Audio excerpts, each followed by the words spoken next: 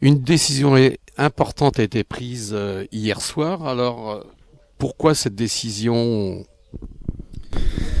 Bah, écoute, on a voulu prendre la décision de la prudence. Je veux dire, quand au mois de mars, on a voulu reporter, on était encore vraiment confiant. Mais là, la situation, elle se dégrade de plus en plus et on n'avait aucune visibilité. Donc on a fait une réunion du comité national, on a pris la décision et puis on a décidé encore une fois de jouer la prudence. De plus en plus de secteurs, de toute façon, annulaient leurs manifestations. C'est déjà pour les rassurer, ils cherchent Ouais. à avoir une visibilité. Ouais, non, mais vas-y. En fait, c'était de plus en plus compliqué à maintenir l'opération. C'est-à-dire qu'on avait des problèmes, les secteurs ont eu des problèmes pour avoir les salles.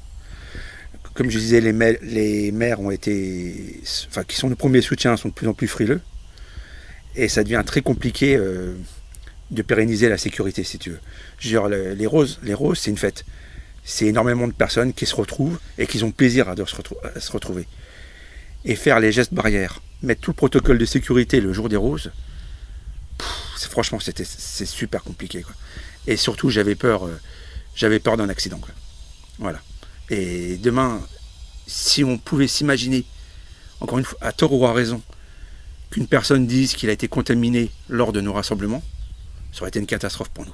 Humainement, on n'aurait pas voulu ça. Et surtout, je ne voulais pas que les chefs de secteur aient à assumer cette responsabilité. Alors c'est vrai que pour la Ligue, c'est un grand manque à gagner. Bah, pour la Ligue, l'année dernière, Une Rose un Espoir a ramené 1 860 000 euros. Donc on est le premier contributeur privé à la Ligue. Donc cette année, c'est vraiment compliqué pour eux, quoi. Rien qu'au Moselle, c'est presque 900 000 euros. Mais c'est pour ça qu'on est jusqu'au bout. Jusqu'au bout, on a cherché les moyens de le faire. Mais et ce qui est dramatique pour la Ligue, c'est aucune association n'a pu aussi faire leur édition cette année. Donc c'est zéro revenu qu'ils ont eu, quoi. Cette année, effectivement, on a parlé du Covid, mais le cancer, on l'a complètement oublié. Et pour rattraper ça, ça va être compliqué, quoi. Mais bon, je pense que l'année prochaine, on va mettre le bouchée double. Bah oui, Non, non. bah oui. Bien que, tu vois, encore une fois, rappelle-toi mes paroles, je disais, on n'est pas là pour faire... pour faire des records, et que le jour où on fera moins, il faut pas que ce soit traumatisant pour qui que ce soit. C'est des choses qui arrivent. Malheureusement, ça fait partie des aléas de notre association. Mais quoi qu'il en soit, on a vraiment retardé l'échéance le plus tard possible. Mais l'horizon s'assombrit de plus en plus. Et c'est vrai que moi, personnellement, je voulais maintenir, mais visiblement... c'était pas une bonne solution, et la sagesse a fait que on a annulé, et on a bien fait. Ouais, et surtout, ça a permis de rassurer tous les chefs de secteur qui étaient un peu dans l'expectative, ils ne savaient pas sur quel pied danser. Maintenant, les choses ont le mérite d'être claires, et c'est très bien comme ça. Et vu les retours, ouais, tout le monde a approuvé notre décision. Tout le monde était quand même inquiet. Enfin, c'est vraiment une époque très compliquée pour tout le monde. Et même les secteurs qui avaient l'intention de le faire jusqu'au bout, ils étaient pas sereins. Donc la décision a coulé de source. Voilà. On a tranché. Une Rose un Espoir, c'est un peu une fête de famille aussi. Ah, c'est une aventure humaine, hein, maintenant. Maintenant, c'est devenu une institution, Une Rose un Espoir. Ça va au-delà de ce que tout le monde, de ce que tout le monde pensait. On peut, comme je l'ai dit, on n'explique pas Une Rose un Espoir. C'est pas toi que je vais apprendre ça, Bruno, ça se vit, hein. Et il faut qu'on reste dans cet état d'esprit. Il va y avoir un manque aujourd'hui. Les gens ne vont pas pouvoir se retrouver. Parce qu'ils se retrouvaient une fois par an, ça va être compliqué. Tu veux répondre, ou tu veux que je réponde? Vas-y Bernard. Bon, écoute, nous, à Coin-sur-Seille, on a réuni notre comité, je crois que c'était avant-hier, oui, c'est ça. Et il y avait 11 personnes qui étaient présentes, et 11 personnes ont approuvé largement la décision d'annuler les roses. Mais, alors là, c'est là que tu vois que les gens, ils font les roses pour les roses, pas spécialement pour faire de la moto. Tous les 11 ils ont eu une pensée pour les malades. Et ça j'ai vraiment apprécié. Et on s'est dit, on va quand même faire quelque chose pour les malades. Alors donc, après, maintenant, chacun fait ce qu'il veut. Nous, c'est ce qu'on a décidé. On s'est inspiré un peu de ce que Sierck-les-Bains a fait, à l'initiative de Denis. Il y a des motards qui sont venus voir Denis et lui ont dit, nous, on voudrait faire quelque chose. Et Denis leur a dit, écoute, le plus simple, l'argent que vous auriez dépensé ce jour-là pour faire les roses, pourquoi ne pas le donner à la Ligue? Et c'est ce que nous, on va faire.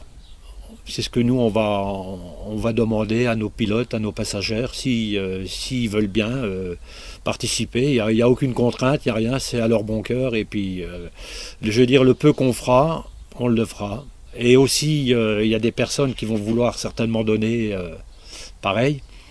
Et on acceptera aussi les chèques. Donc, les gens qui veulent avoir un reçu fiscal, ils feront le chèque au nom de la Ligue, et puis d'autres au nom d'une Rose d'Espoir. Mais ce qui serait bien, c'est que chaque secteur récupère eux-mêmes la collecte, pour savoir ce que les motards ont donné, quoi. Voilà. Puis maintenant, on a lancé ça, Catherine a lancé ça sur notre page, et on verra ce que ça va donner. Donc, et le jour que la manifestation était prévue, on fera un petit rassemblement à Coin-sur-Seille. Toujours si c'est encore possible, hein, évidemment, hein, avec entre parenthèses. En étant très prudent. Ouais, toujours en étant très prudent. Ouais. Parce que moi, on tient absolument à rendre hommage à deux personnes qui nous ont quittés, et ça sera à l'hommage de Patricia et puis de Charlie. Alors, on espère là de tout cœur au moins faire ce petit rassemblement. Voilà. Donc après, c'est au chef de secteur d'organiser quelque chose. On leur laisse s'ils veulent. Voilà. Il n'y a vraiment aucune obligation. Voilà. Cette année, c'est tellement compliqué. Et c'est pour ça que cette année, je veux dire, on a essayé de... On avait donné tout le mois de septembre, même le mois d'octobre, pour organiser la manifestation. Il y avait même des secteurs qui nous avaient demandé que de faire des points fixes. Oui. On avait accepté. Donc on a vraiment voulu donner le maximum de possibilités à tout le monde. On a été assez large dans les... Bon, quand tu vois à Toul, par exemple, il est aussi désolé, Philippe, hein, parce que c'est un poids lourd quand même, à des roses. Hein, et il va faire à peu près ce que nous on fait, tu vois. Il nous a demandé l'autorisation, évidemment, on lui a accordé. Et ça serait bien que tous les chefs de secteur, s'ils peuvent le faire, qu'ils le fassent. Déjà, rien que pour les motards, comme ça, ils se diront à la fin du week-end, on a quand même réussi à faire quelque chose. Mais moi, ce que j'ai apprécié, c'est tout de suite... chez nous, les gens, ils ont pensé aux malades, quoi. Et ça, c'est vraiment l'esprit des roses qui ressort. Oui, parce que c'est vrai que les malades, cette année, ils auront un peu moins d'aide de disponible. Enfin, on en parlera avec Francis Flamin de la Ligue, mais ça va être plus difficile. Alors, je sais que sur le comité de Moselle, toute l'aide aux malades tout a été fait comme l'année dernière. On n'a pas eu de soucis. Par contre, effectivement, Francis pourra nous confirmer... apparemment, c'est vraiment la recherche qui va être impactée en Moselle. Ça, c'est un vrai problème. Enfin, quoi qu'il en soit... donc on est vraiment on est désolé. Quoi qu'il en soit, on fera tout ce qu'il faut pour essayer de récupérer encore un petit peu d'argent. Et puis le peu qu'il y aura, ce sera toujours ça qui ira à la recherche ou à la Ligue, quoi. Après, ils se débrouilleront, eux, pour répartir les sommes. Hein, parce qu'on ne se mêle pas de ce que la Ligue elle fait. Hein. C'est chacun son job. Voilà. Oui, mais vous avez quand même des représentants. Oui, bien sûr. Moi, je suis représentant, je fais partie du conseil d'administration de la Ligue de Moselle. Donc, pour ça, je suis doublement peiné aussi. Oui. Parce qu'encore une fois, même quand on avait fait notre dernière réunion, on avait vraiment l'intention d'aller jusqu'au bout, nous. Et voilà. Mais il n'était absolument pas question de faire... comment vous appelez ça, des collectes en ligne, hein, c'est ça. Hein. Ouais, c'est ça. Nous, on veut garder un peu... un contact humain. Voilà, un peu notre ADN, c'est un peu ça, quoi. Il faut qu'on le garde. Hein. Bon, il n'y aura pas les roses, mais on va essayer de collecter autrement. On a déjà la date pour l'année prochaine, si tout va bien. Toujours le dernier week-end d'avril. Le dernier week-end d'avril, hein, bien sûr. Ça ne change pas, ça. Non, ça ne change pas. Ça changera pas. Et au niveau de l'actualité d'une Rose un espoir, il y a des choses à venir. Je crois qu'il va y avoir une assemblée générale qui devrait se tenir également. Ah oui, donc Ouais. j'espère qu'on va pouvoir la faire. Donc l'Assemblée Générale, elle est prévue fin octobre. Donc j'espère qu'on va pouvoir la faire en présentiel. Sinon, là, on fera comme les copains, on les fera en vidéo, mais ce serait quand même dommage. Ouais. On était aussi parti quand même pour... il y avait des nouveaux secteurs qui sont sur les, Ouais. sur les rangs. Ouais. Donc là, je veux dire, moi, la Nouvelle-Calédonie, je t'avais parlé. Ouais. On a un secteur du côté de Mulhouse qui doit nous rejoindre. Elle m'a jamais appelé encore, la dame. T'as pas rappelé encore? Non. Donc voilà. Bah, peut-être qu'elle a vu comment ça tournait et puis qu'elle a dit on va peut-être un peu retarder le coup de téléphone, mais bon, je pense que ça viendra. Hein. Ouais. Mais c'est vrai que c'est un secteur qui n'est pas couvert là. Hein, Non, ça, on c'est a encore bien. de la place là. Aujourd'hui, qu'est-ce que vous avez envie de dire aux motards et à tous ces aides bénévoles autour d'une Rose un espoir? Vous avez envie de leur dire quoi? Bah, qu'on comprend leur déception, hein, parce qu'on est tous impactés par ça, mais que on en ressortira grandi et qu'il faut surtout pas se démoraliser. Non. Et on compte sur eux pour 2020. 2020, je dis bien. C'est un obstacle, mais qu'on va... Ouais, on en a Bon. tellement eu. Ouais, on va contourner, puis on va avancer, on va continuer à on en a avancer. tellement Quoi. eu que Voilà, je veux et dire, qu'on a surmonté et c'est pas ça qui va nous arrêter. Non. Voilà. Non. Au contraire, on en sortira plus fort encore. Et je pense que l'année Parce qu'il prochaine, y a la cohésion est là, Ouais. et tout. et je pense que l'année prochaine, il faut vraiment espérer que cette situation, ce soit de l'histoire ancienne, et que l'année prochaine, on fasse vraiment une vraie fête. Parce que là, on peut vraiment, justement, on peut profiter l'année prochaine pour faire un truc vraiment sympa. C'est la première fois que ça arrive, Bernard, ça, dans l'histoire. Oui. Alors tu vois, quelquefois, un autre. Maintenant, ça va rectifier un peu comment je pourrais te dire, sur la fiche. Il y a toujours un chiffre qui apparaît, 22, 23.